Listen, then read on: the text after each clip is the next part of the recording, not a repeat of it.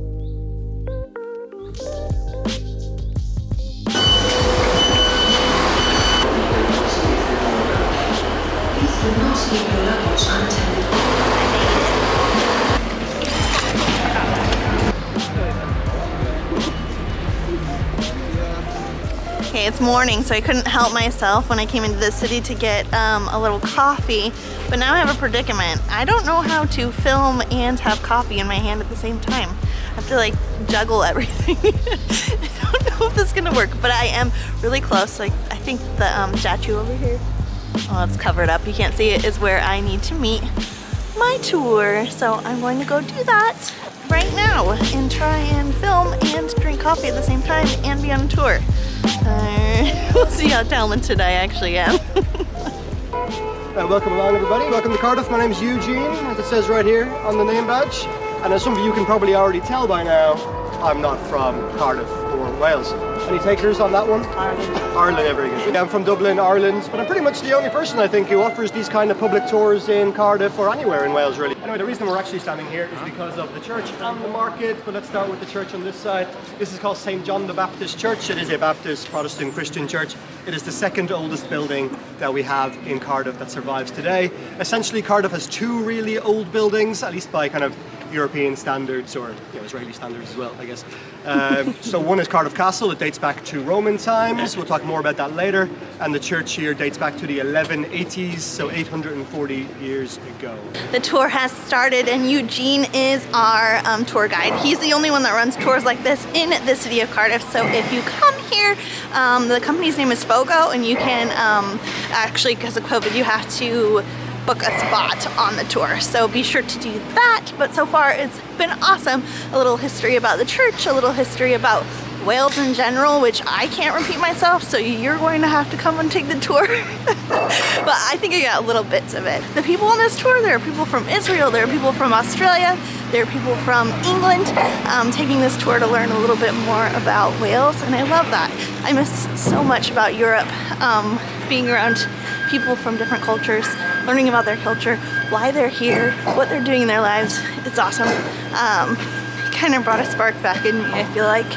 But yeah, now we're headed to the stadium, which is a huge deal here in Wales. Rugby is the national sport of Wales, very important aspect of the country's culture and history, and a very impressive stadium. It was built in 1999 for the Rugby World Cup that took place here. Well, the final took place in Cardiff anyway, at least. It was played in lots of different countries, UK, Ireland, France.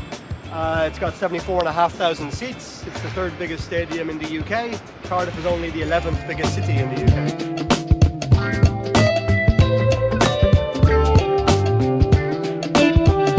we're now leaving the stadium, but it's a rugby stadium. Rugby is a national sport here in, it's a national Welsh sport. I love rugby. I fell in love with it when I was in New Zealand, but I've never been to a game. So that's definitely something that's on my list, is to go to a rugby game. I would freaking love it. Although I know no rules of rugby, so I might have to do a little bit of research first.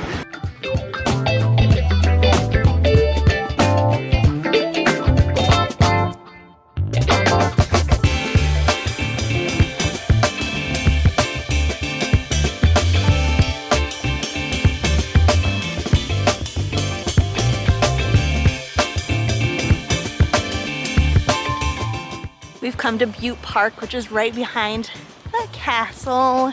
It is 7 miles long, which is huge, and it was part of the Butte family who lived in this castle. It was their private garden. That is crazy to have a 7-mile long private garden.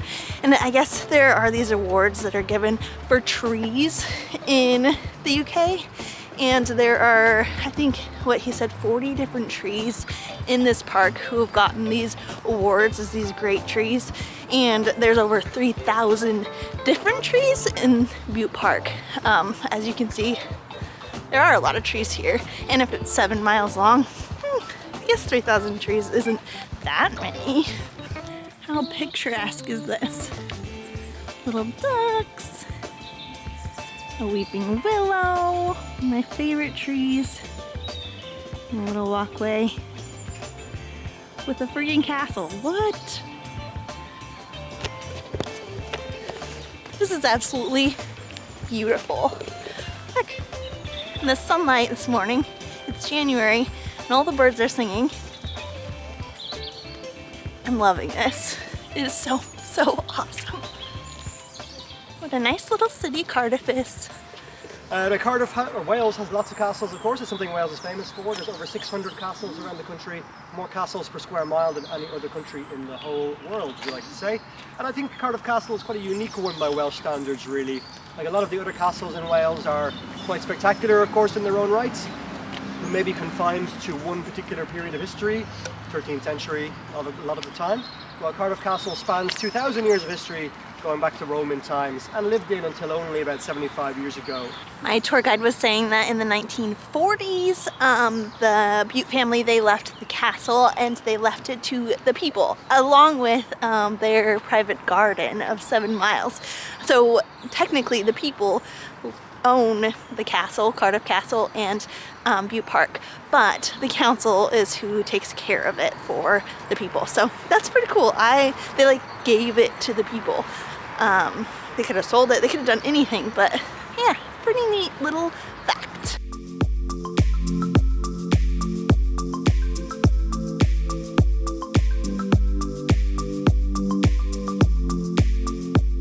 An awesome thing about these tours is that it takes you into areas in the city where you've never been, as a tourist specifically. Like, I've never been in this area, I know absolutely nothing about it, but it's really cool that I can be with a guide who gives me information, and then I appreciate it so much more.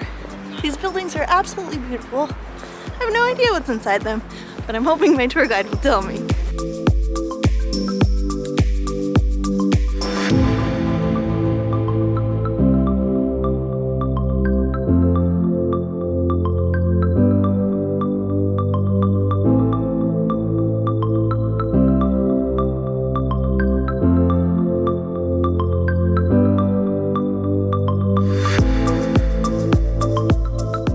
This is City Hall.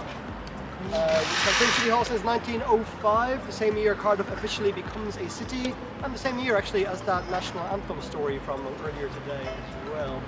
Very pretty building. It's more of a function building these days. It is where you would go to get your birth certificate or your marriage certificate and so on and so forth, but it's mainly for things like conferences, trade fairs, wedding ceremonies, graduations. Have you been to one in there before? Yeah. Same, and like maybe exam sessions as well.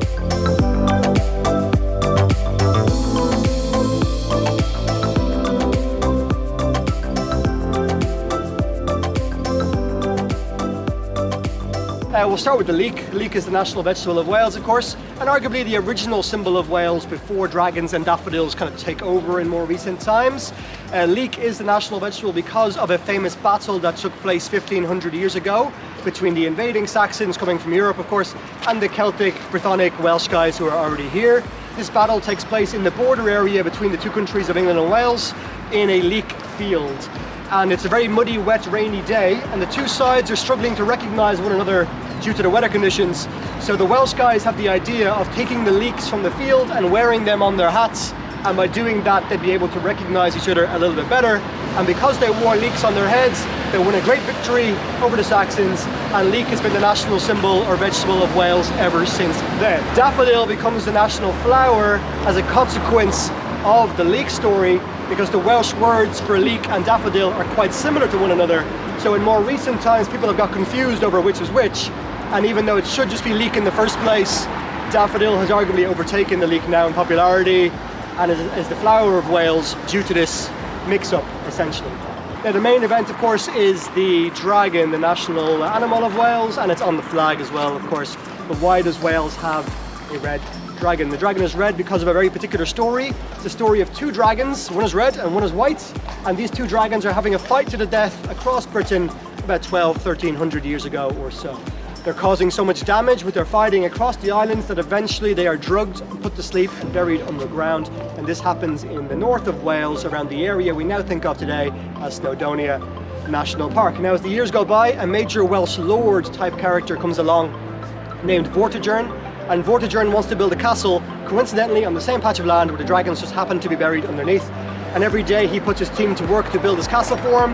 Every morning he wakes up and he finds his castle has collapsed back to the floor again. This keeps happening every day, over and over and over, and he starts to wonder why, and he thinks the solution to his problem is to sacrifice a local fatherless boy over the patch of land, spilling his blood so that his castle will then be able to grow in the future. It's a true story, of course.